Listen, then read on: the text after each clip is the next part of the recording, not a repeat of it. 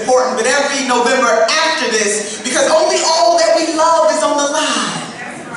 I heard my brother before me, a couple of speakers before me, talk about how the system is rigged. I'm going to amen that. The system is rigged. It is rigged politically. It is rigged socially. It is rigged economically. It has been rigged on purpose. But just as it has been rigged on purpose, we the people can unrig it on purpose. Milwaukee,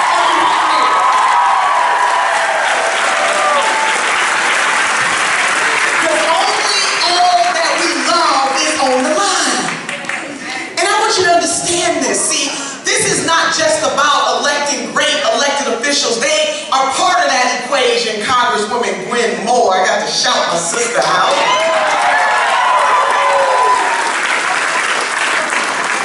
But this really is about we the people. It is about us. As our indigenous sisters and brothers put it, we must be willing to see 7 generations beyond ourselves. Because only all that we love is on the line. Or as one brother put it, we must be willing to plant trees whose shade we may never enjoy. Milwaukee, only all that we love is on the line. And so we have some folks, Milwaukee, and I'm not talking about the folks who are here today, but we do have some folks in elected office who once they got there, they lost their ever-loving minds. And so it is imperative, it is important that we, us, you, us, all of us are willing to put something on this to make this world a better place. And so, Milwaukee, only all that we love is on the line. So now you've heard the talk about raising the minimum wage. I don't know about you, but I don't know very many folks who say the following: when I grow up, I want to be poor. Nobody wants to be poor. But we have a system that benefits the upper echelons at the expense of the rest of us, and that is not right, and we the people must change it on purpose. Only all that we know is on the line. And to my sisters, it is about us controlling all of this. Just about that. We care about our whole damn dollar. Ladies, say whole damn dollar. We want our whole damn dollar. It is about making sure that our communities are safe. It is about making sure that we have a criminal justice system that is just for all people, black and brown and white and red and blue. Only all that we love is on the line. That's all. Now, I bring you word from our sisters and brothers in Indiana, where the senator and I were, from Michigan, from South Carolina, from Iowa, from North Carolina, and guess what, Wisconsin? They feel the same way that you do, that we must continue to push forward to create the type of future that we want to see, because only all that we love is on the line.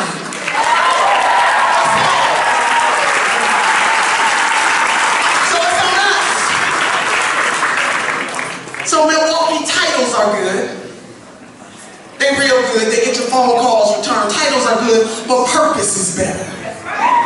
And we need more purpose-driven people from the local level all the way to the federal level who understand that the power that they hold belongs to the people. It belongs to you, and it belongs to you, and it belongs to you. So 3 things, Milwaukee. Just 3. Just 3. I believe that the creator of this magnificent universe has given us 2 hands, one to reach forward and one to reach back, lifting as we climb. We are our sisters and our brothers' keepers.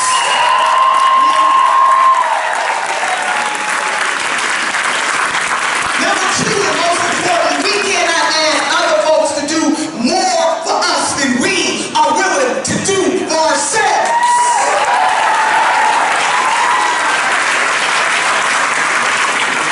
As Brother everything that you work for, but you will indeed work for everything that you get. In order for us to transcend and transform this nation, it is up to us, because only all that we love is on the line. That's all. So in the words of one of my sheroes who sacrificed and put it all on the line, I want you to go with me in your mind and follow Sister Harriet Tubman. She is important in informing this movement of humanity, because even when she got her freedom, she went back to save some other folks. How many of you are willing to go back and save somebody else? All that we know is on the line. And she said these words. Milwaukee, I need them to get deep down into your soul, into your heart. She said these words. She said, if you hear the dogs barking, keep going. If you see the torches in the woods, keep going. If there is shouting after you, keep going. If you want to taste the freedom, don't ever stop. Keep going. So Milwaukee, if we want Medicare for all, we must. If we believe that education for all of our children, from the womb to the tomb, we must. And if we believe that the working day people in this country deserve a good life, we must. Oh my God, if we want to transcend this country, we must. We must. We must. Oh my God, and thinking and talking about, okay, we're going to keep it going, keep going. And in thinking about keeping going, to continue to go, to move forward, I couldn't think of a better person than the senator that you have here in this state, Senator Tammy Baldwin. Who has shared her story. See, healthcare for all, for her, is personal. And she has shared her story all across this state, all across this country. Healthcare, sisters and brothers, is personal. And she has continued to stand up for the working class people in this state and making a statement about how it is important to use the power that we have to live. She is the one. And so she does understand that the mission that we all have is so high we can't get over it. And the mission is so low we can't get under it. And the mission is so wide we cannot get around it. That's what you have in Senator Tammy Baldwin. So if you believe in her leadership, if you understand we must support her and continue to have her in that Senate, speaking show no truth to power, I want you to give it up for Senator Tammy.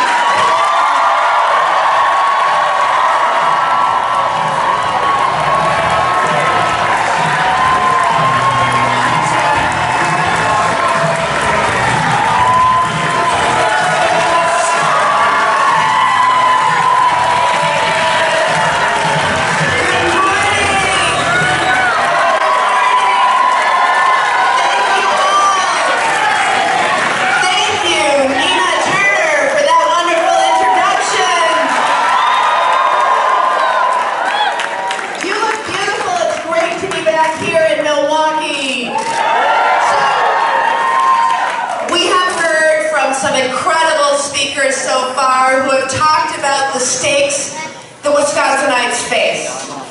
You know, Wisconsin deserves leaders as governor and lieutenant governor who will put Wisconsin families first, and those leaders are Tony Evers and Mandela Barnes.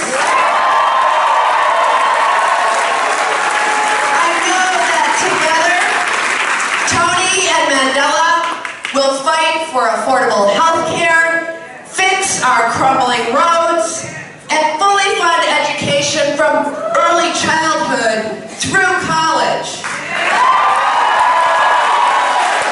And I am so proud to be joined today by my friend, Senator Bernie Sanders.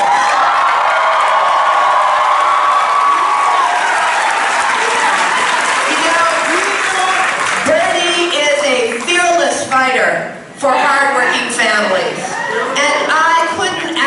for a better partner in the United States Senate and standing up to the powerful special interests, whether it's fighting for affordable health care for all, whether it's standing up for workers and pensions, whether it's holding Wall Street and banks accountable,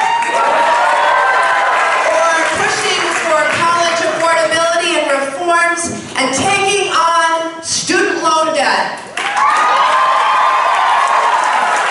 Bernie knows what the stakes are this November. Now look, Washington is a mess. It's a total mess right now. From the cable news shoutfests to the early morning tweet storms, oh, what did he tweet this morning? To the nasty attack ads. And when Washington isn't working, it means it's not working for Wisconsin, for you, your families, or your communities. And that's why I'm working so hard to put Wisconsin first. But I'll tell you this, Washington is working for some.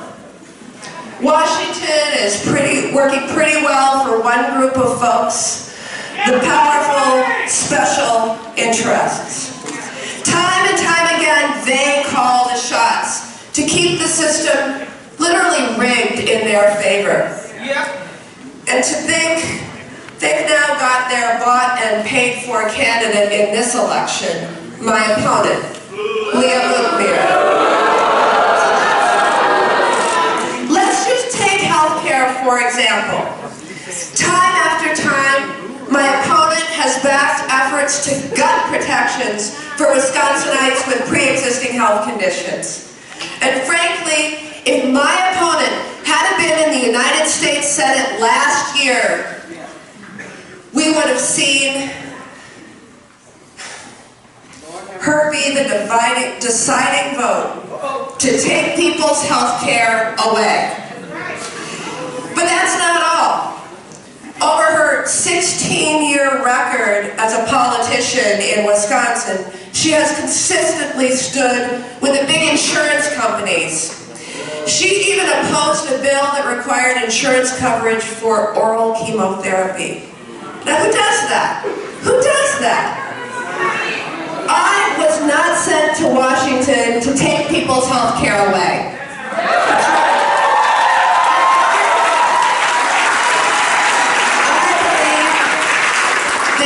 Wisconsinite deserves affordable, high-quality health care. And this fight, many of you know, this fight is personal for me. When I was a child, I had a very serious childhood illness at age 9. I was in the hospital for 3 months. And my grandparents who raised me found out that their family insurance coverage didn't cover a grandchild. You know, in the fine print, I wasn't a legal dependent. This happens throughout our nation. But you know, after I recovered, they said, let's fix this. Let's get her insurance that we know will cover her.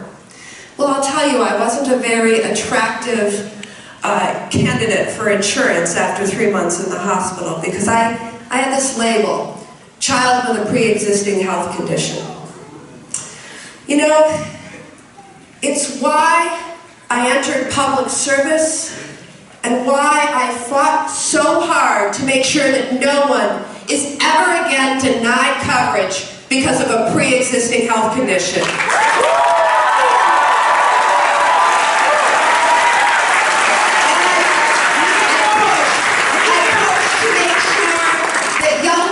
Could stay on their parents' health insurance until they're 26 years old. And now millions more young people have insurance coverage.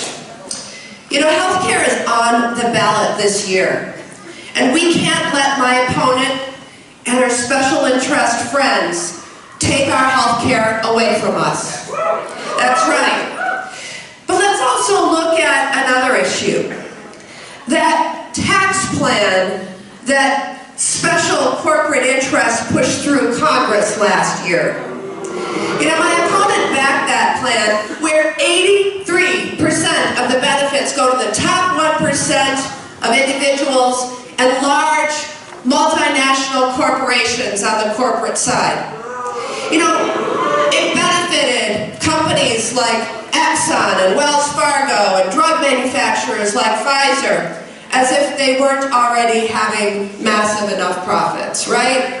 So, you know, one company, one corporation, ExxonMobil, will get a bigger tax break in the first year of this tax plan than every Wisconsin individual and family combined.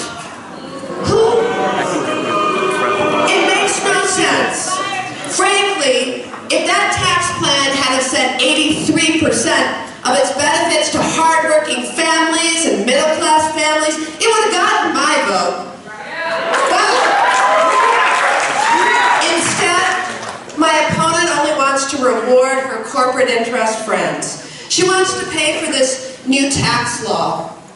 Get this, by putting Social Security and Medicare and Medicaid on the table. And that's the difference. That's the choice that voters face this year. My opponent has sold out to Wisconsin and national corporate special interests. She does their bidding.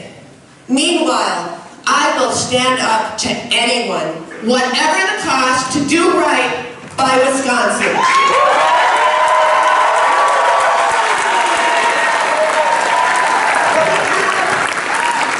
We have a job to do. We can't let my opponent and her special interest backers run roughshod over Wisconsin.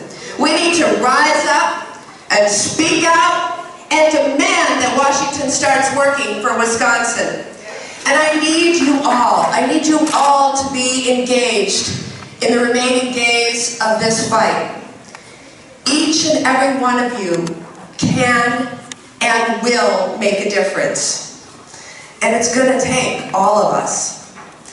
Powerful special interests have sunk millions of dollars trying to defeat me here in Wisconsin. Over $14 million to date. But I have something that they don't. And that's all of you.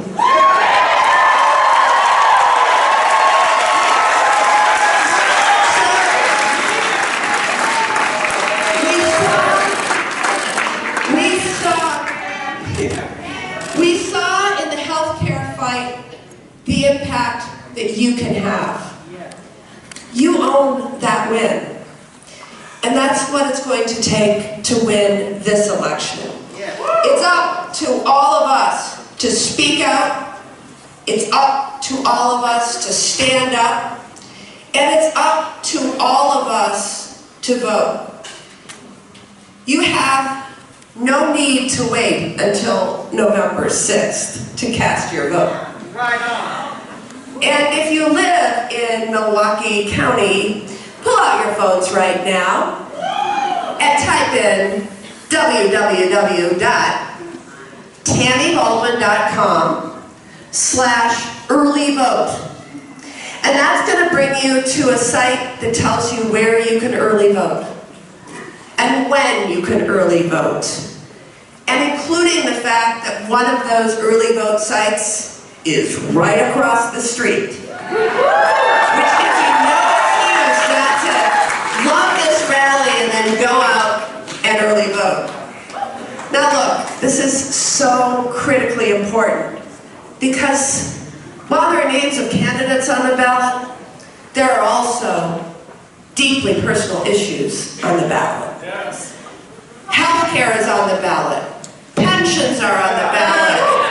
Climate change is on the ballot. Equality is on the ballot. Equality is on the ballot.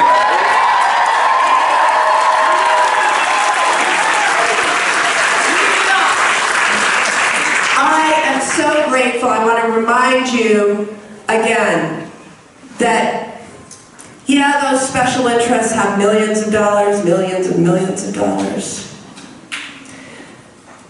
But you are the ones who are going to decide. You decide. I have the distinct honor of bringing you my friend and my colleague in the United States Senate. Please welcome Senator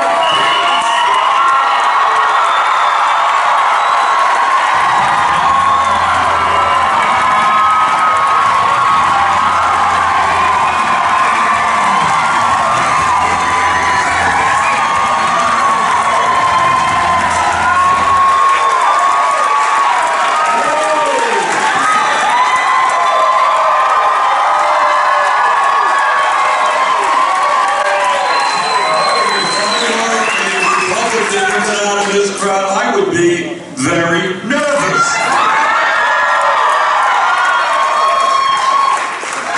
Today we are here for some very serious business. And that serious business is re-electing my good friend, my colleague, Tammy Baldwin, back to the U.S. Senate.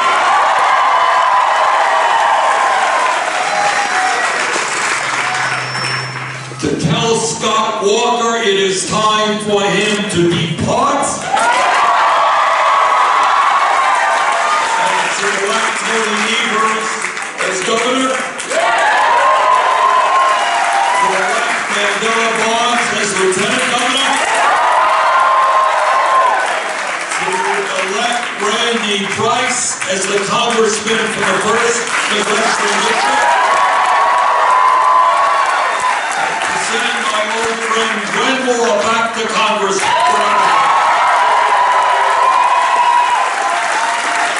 But let me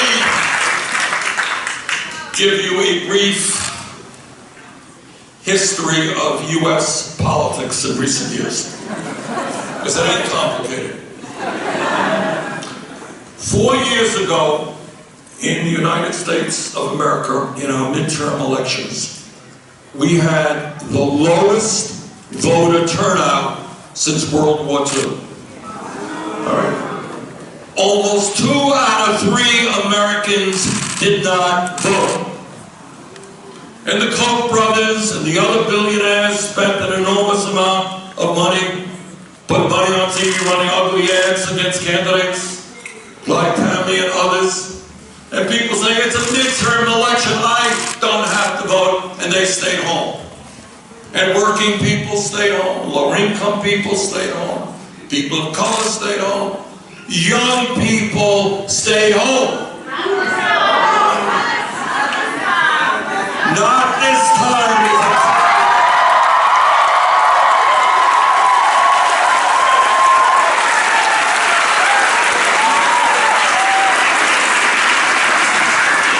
And people stayed home, and right-wing Republicans won sweeping victories all across this country.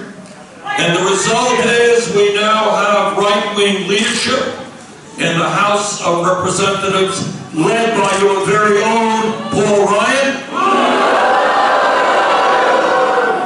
You know Paul.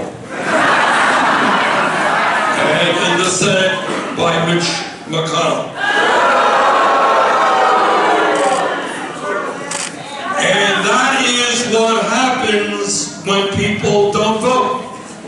In this election, 2018, we have learned our lesson. We're not going to have the lowest midterm voter turnout in history. We are going to have the highest vote.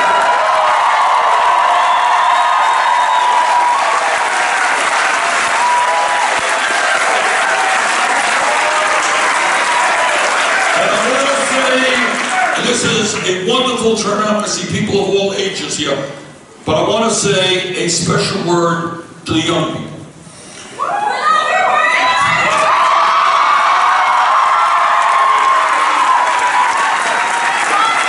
That's exactly what I was going to say, but thank you.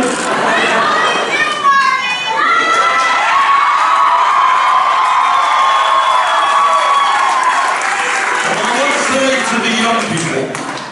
offense to those of us who are older. The young generation in America today is the most progressive generation in the history of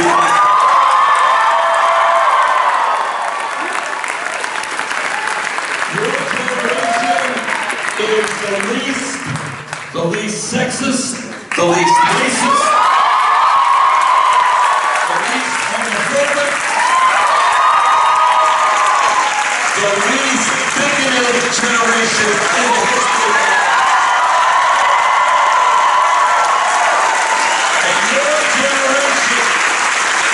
Your generation cares deeply about the health of the planet and our planet.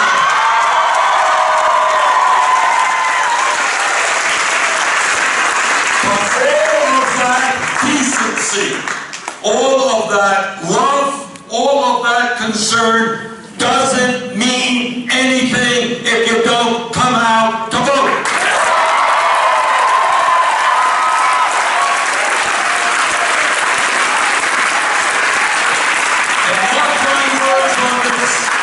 Mark my words on this.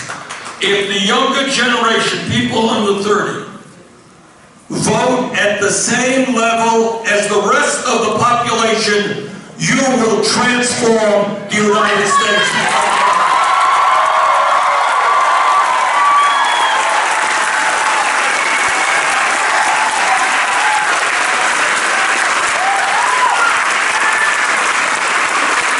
So like Tammy and Nina and everybody else, what we are asking of you is not only to come out and vote, not only to do early voting, but do something else. And I know it may be a little bit uncomfortable, but we are living in uncomfortable times. And we gotta do sometimes things that make us a little bit nervous. And that is what we have. I think we have well over 1,000 people here. It's a great turnout. And that means 1,000 votes for Tammy and the other great candidates. But if each and every one of you goes out of your way and starts talking to family members and to co-workers and to your neighbors, and you say, you know what? I know you don't usually vote, but this election is so very important. Come on out with me. I'll walk you to the polls. In fact, I'll even cook dinner for you on election night.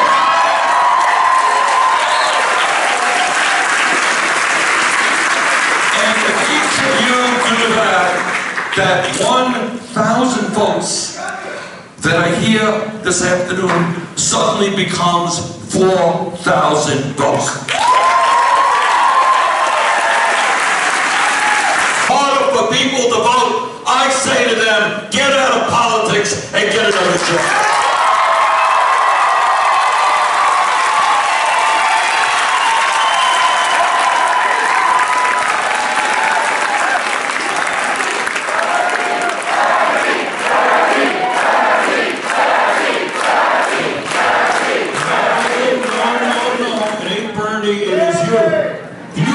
Transform this state, and you are going to transform America.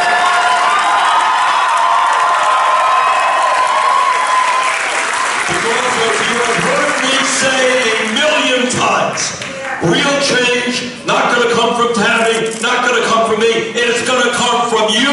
It is going to come from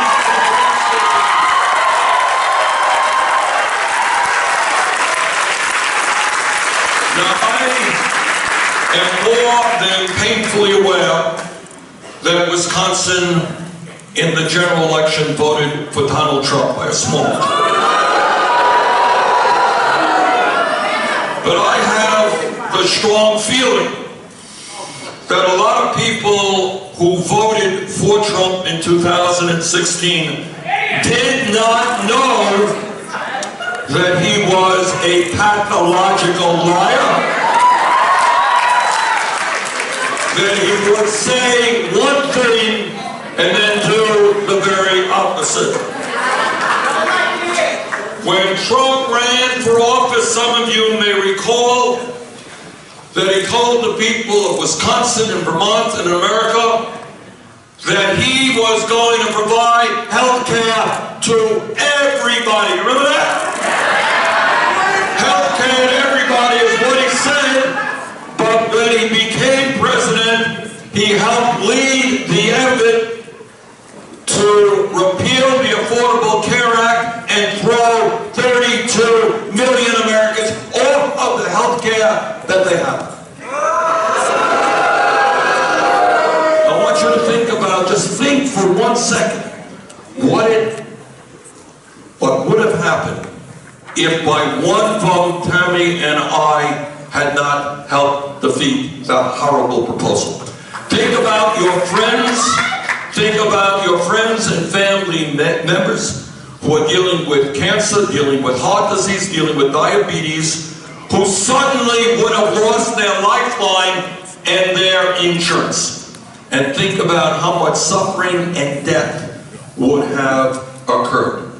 So you got a president who told people in Wisconsin, health care for everybody, but he did exactly the opposite. You have a candidate in Donald Trump. When he ran for office, he said, what was right? He said, we are going to take on the pharmaceutical industry.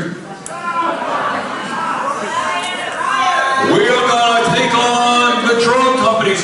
2 years have come and gone, and drug prices today are soaring and higher than they have ever been. Donald Trump said he would take on the drug companies, but he lied. During his campaign, Donald Trump said, I'm a different type of Republican. Paul Ryan, actually, he mentioned, Paul, correctly, wants to cut Social Security, Medicare, and Medicaid. Not Donald Trump. I won't do that. And I say to the people of Wisconsin who voted for Trump, he lied to you because in his last budget, he proposed $1 trillion cut to Medicaid, $500 billion cut to Medicare, and a $72 billion cut to the Social Security Disability Fund. Just a few weeks ago, and we don't have the time to catalog all of Trump's lies. We'd be here day and night, day and night. But just a week ago, Trump gets in front of, I think it was 60 Minutes, and he says, you know what, there are differences of opinion about climate change. No, there are not differences of opinion. The scientific community is virtually united in telling us that climate change is real.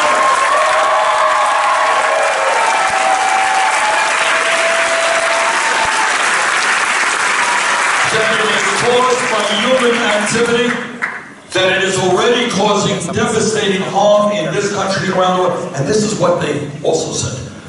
They said, and that is the Intergovernmental Panel on Climate Change, you may have seen their report, they said we got 12 years 12 years to significantly cut carbon emissions, or this planet will suffer irreparable harm for our kids and our grandchildren. And in the White House, we have a president who is working hand in glove with the fossil fuel industry, more concerned about their short-term profits than the future of our planet and the health of our children. The beef industry contributes more to climate change than all transportation put together.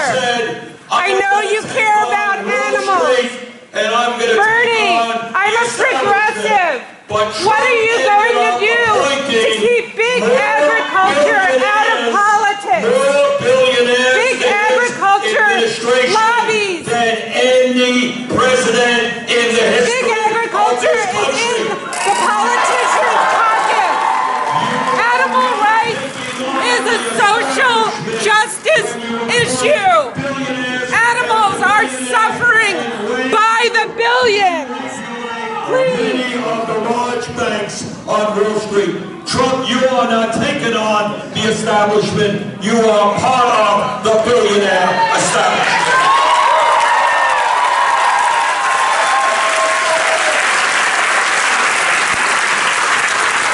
You know, Donald Trump likes to present himself as a tough guy.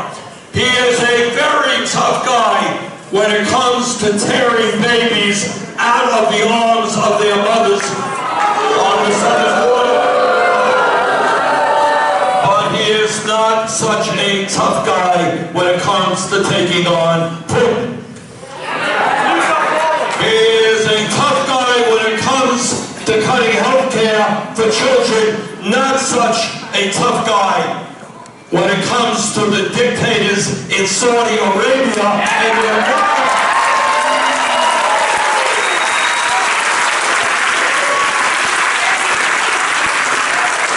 He is a tough guy when it comes to mocking women who have been subjected to sexual assault. Very tough guy, but not such a tough guy when it comes to dealing with dictators all across this world. And I want to say something about that. People in this room, people in this state, people in my state, fought and died to defend American democracy.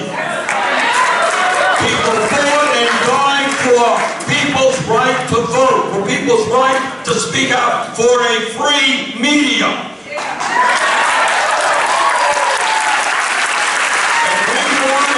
President of the United States to defend democracy and human rights around the world, not to cuddle up with terrible dictators and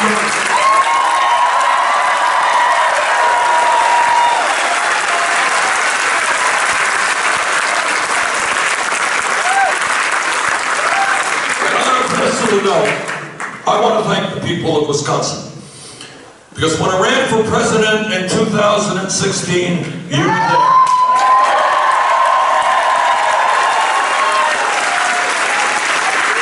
And the importance of that victory here in Wisconsin and in 21 other states, the importance of gaining 13 million votes, the importance of winning more votes from younger people, black and white and Latino and Asian American and Native American, the importance of all of that was that we showed the world that the time is now for dealing with a corrupt economic and political system.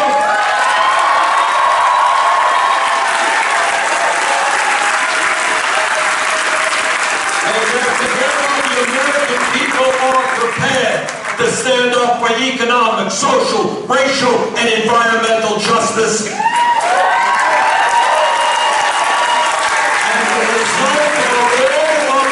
The important result is that ideas that are just a few years ago seemed radical and extreme, and we were attacked day and night by every editorial board, writer in America, and by the establishment. All of those so-called radical ideas are now strongly supported by the American people.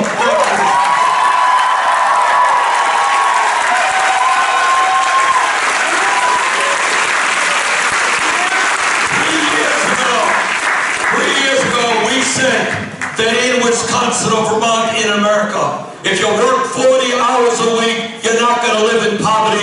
We're going to raise that minimum wage to a living wage, $15.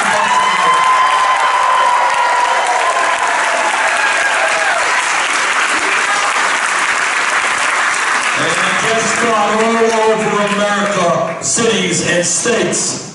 And by the way, Amazon now paying $15 an hour. We said that it is absurd that in America, 8 women are making 80 cents on the dollar compared to men. We're going to have pay equity, equal pay for equal work.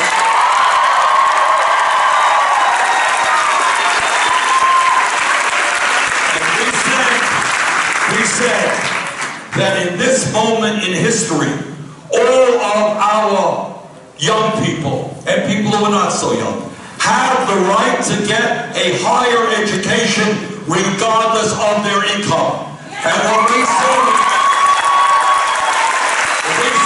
that if this country is going to do well economically in a competitive global economy, we are going to make public colleges and universities tuition free and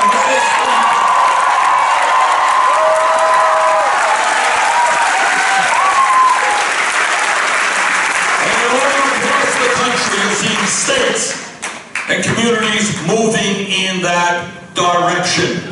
Everybody is entitled to a higher education if they have the ability and the desire, and I don't want to see hundreds of thousands of young people denied that opportunity. And we said a few years ago something that really speaks to what we must become as a nation. We said that in America, health care must be a human right, not a privilege.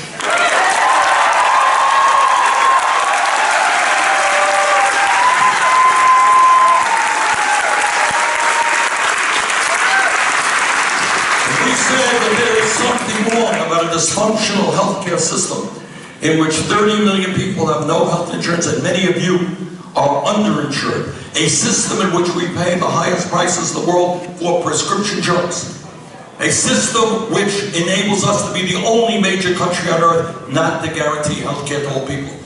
And what we said is this country must move to a Medicare for all single payer.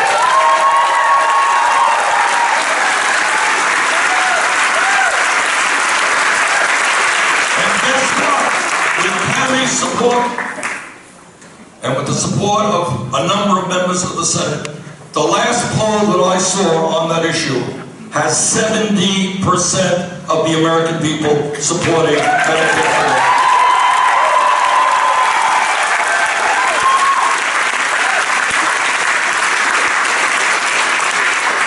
And on it goes. Many of those issues that we talked about are now kind of mainstream issues. And we're making real progress on that, and we should all be proud of that. But when we talk about Trump, I want to say one more point. And that is, yes, Tammy and I disagree with Trump on his economic policies, on his climate change policies. But there is a deeper level that we have very, very strong offense to what he is doing. And that is the following.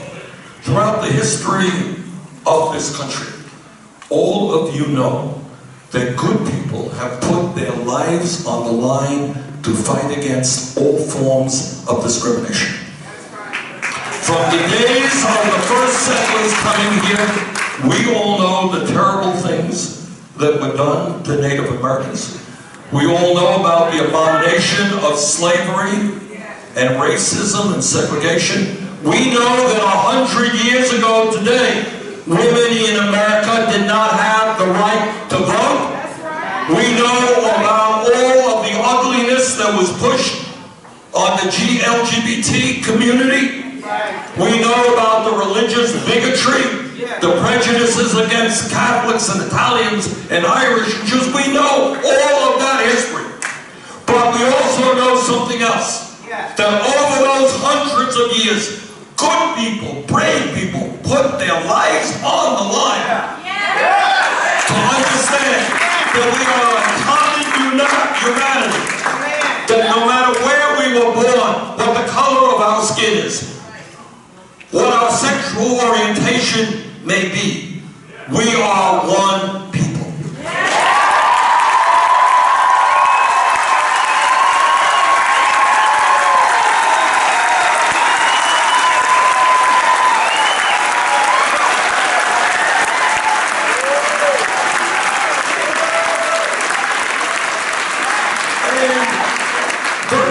Every president in recent history has understood that his function was to bring people together.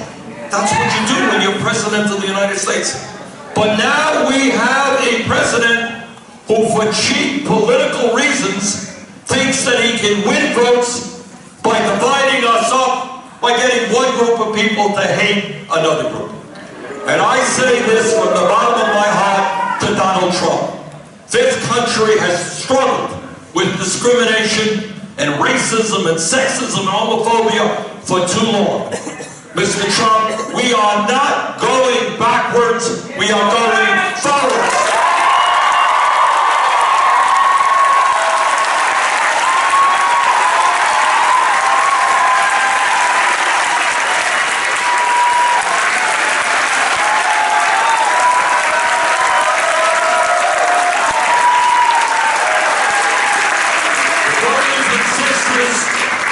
Right now, we've got 2 weeks to an election.